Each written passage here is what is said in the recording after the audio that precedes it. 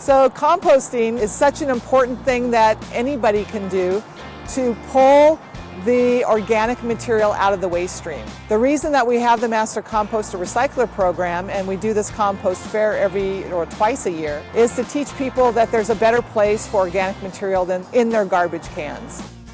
To build a compost pile, you want to gather your ingredients. Your carbon ingredients or your brown ingredients that are mostly your brown leaves, dried straw, you have cardboard, some shredded paper, and then your green ingredients are nitrogen-based, your coffee grounds, food and vegetable and fruit scraps, yard waste, grass clippings. You want to have a 30-to-1 ratio, more carbon than nitrogen. You want to layer it together in about 2 to 3 inches of carbon then nitrogen, mix it together and add enough water that it comes out the consistency of a wrung-out washcloth, just a few drops to squeeze from it.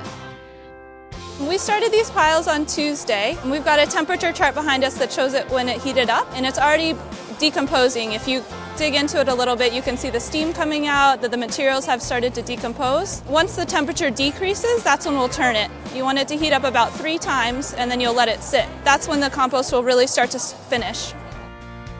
In the pile, when it's breaking down, different bacteria will come in, including Actinomyces, these little white spiderweb looking things. You'll start to smell them, you can see the steam coming out, and that's a good sign that the compost is decomposing. Compost bins are important because it allows you to contain the material inside of a set parameter.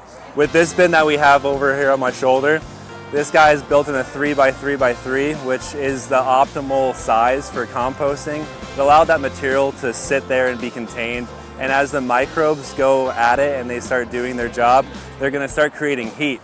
And so that bin is going to help contain it and then keep the heat going as it is. And so the other portion that's helpful is then when you're going to be turning the pile, you can drop the front end of this pallet board, pull everything out, and then add it back in layers, add water. Because the 4 things you need for good compost is browns, greens, air, and water. You get all those going and cooking in there, and it turns out really well. My biggest love for compost is that it helps save water in the soil, and water is one of our most important resources. 1 pound of compost can hold up to 40 pounds of water. So this is our rainy season here in the spring, and we want to make sure that our rainwater stays around for summer when we need it. If you've got droughty soils, sandy soils, just add compost. If you've got clayey soils, the answer is still the same, just add compost. You can add compost to any kind of soil and make it easier to till. So we're making black gold out of nothing practically. We're using what we would waste and put it into the waste stream and turning it into something that makes our gardens thrive.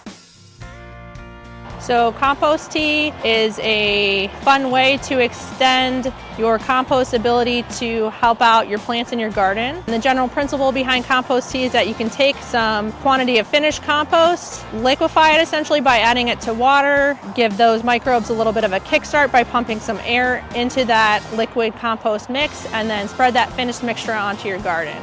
You can build a pretty simple system with a 5-gallon bucket and a little air pump, something like you can get in an aquarium store.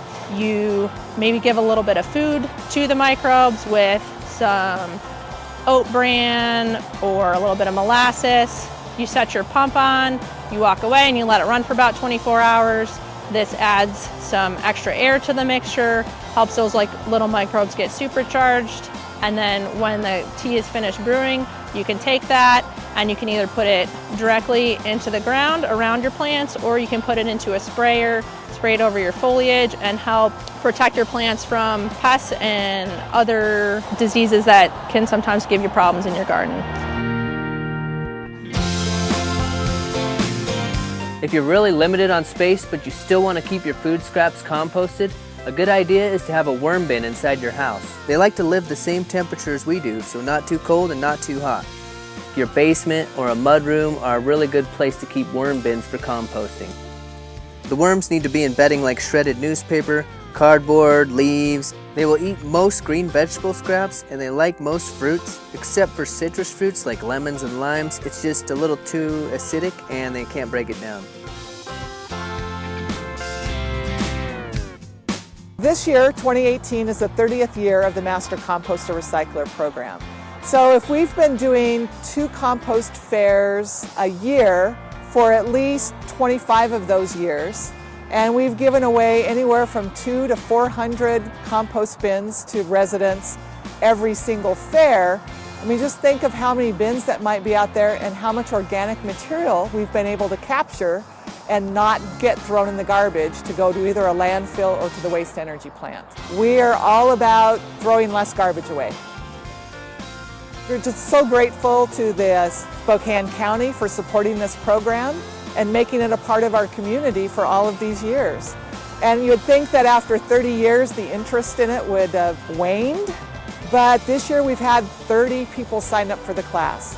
So our goal was 30 for 30, the 30th year, and we made that, and we even turned people away.